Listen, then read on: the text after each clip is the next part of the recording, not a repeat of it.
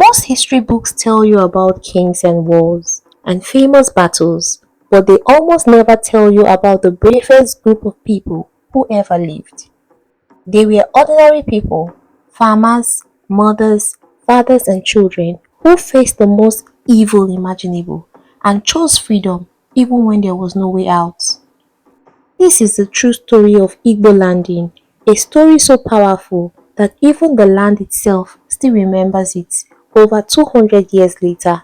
Come with me and let's go to the year 1803. In what we now call the southeast of Nigeria, there were beautiful villages. The land was green and rich. Rivers ran clear and cool through the forests.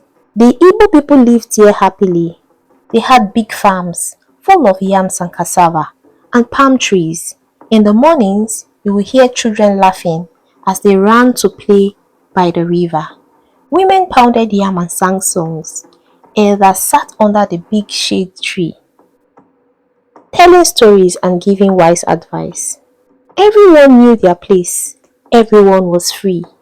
They answered to no one but themselves and their ancestors. Life was simple, but it was good. But far away across the big ocean, men with cold hearts were planning something terrible. They had heard of these lands and they wanted strong people to work for them for free. They came to West Africa with big ships. They brought guns and strange goods and they began to destroy the peace. One afternoon, while many people were working in their fields or resting at their homes, smoke rose from the edges of the village. Before anyone could understand what was happening, armed men rushed in. They were not just strangers. They had tricked some local people and together they captured families. Hands were tied tightly behind backs with rough ropes. Strong men, gentle women, and even older people were pulled away from their homes. They cried for their children, they called for their parents, but no one could help them. They were marched for days and days through the thick forest. If anyone fell or was too tired to walk, they were beaten. They saw things that no human being should ever have seen. At last, they reached the sea. And there, waiting in the water, was something terrifying. A huge wooden ship, bigger than any house that they have ever seen. They were forced into the ship and then they were taken below deck. Imagine the darkest, smallest room you have ever been in. Now imagine being crammed in there with hundreds of other people, chained together with barely enough room to sit up. There was no light, no fresh air. It smelled of sickness and fear. The ship rocked violently on the waves. Many got sick, many cried, many prayed to their ancestors to protect them. For weeks, they sailed across the giant Atlantic Ocean. The slave masters gave them just enough food and water to keep them alive because they were seen as nothing more than goods, like bags of salt or wood.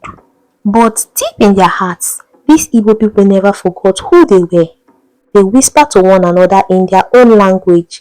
They held hands in the dark and slowly, quietly, they began to talk.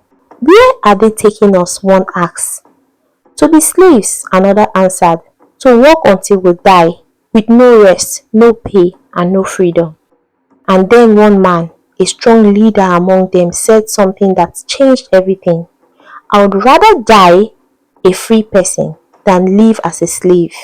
One by one, the others nodded. They agreed.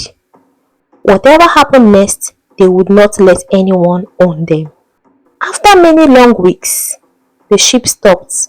The heavy hatch doors were pulled open.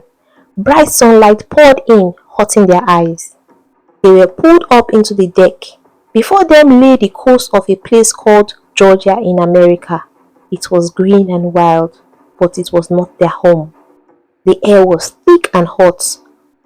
Harsh grass stretched far from the distance, and standing on the shore were more white men, waiting to buy them like cattle. The captain shouted, The slaves held their whips. They thought they were in control, but they did not know what the Igbo people had decided. 75 of these captives stood together on the deck. They looked at the strange land. They looked at the men willing to take them, and then they looked at the wide deep sea. They did not look afraid. They looked calm. They stood tall. Their leader stepped forward. He looked at the water, then turned to his people. He did not shout. He spoke calmly and firmly. This is our only way home. We will not be taken. We will not bow. We will be free.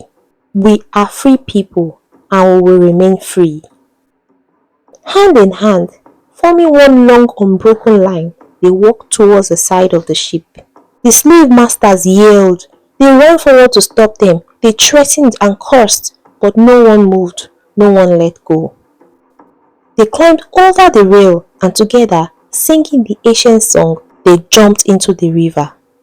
What happened next has been told for more than 2 centuries.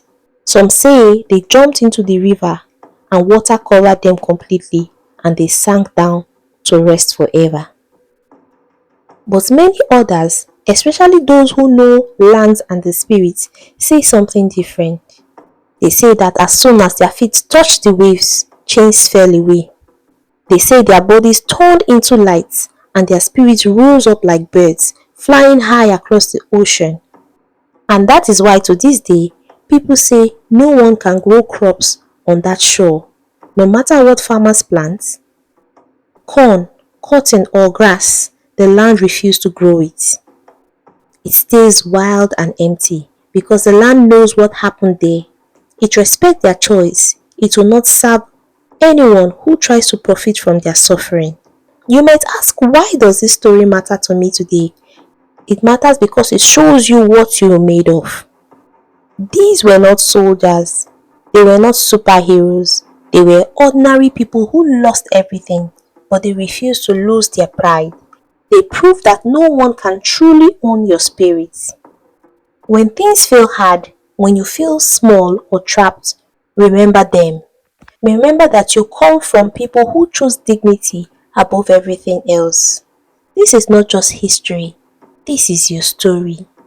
Thank you for listening to this untold story. If this touched your heart, please share it so more people know who we are.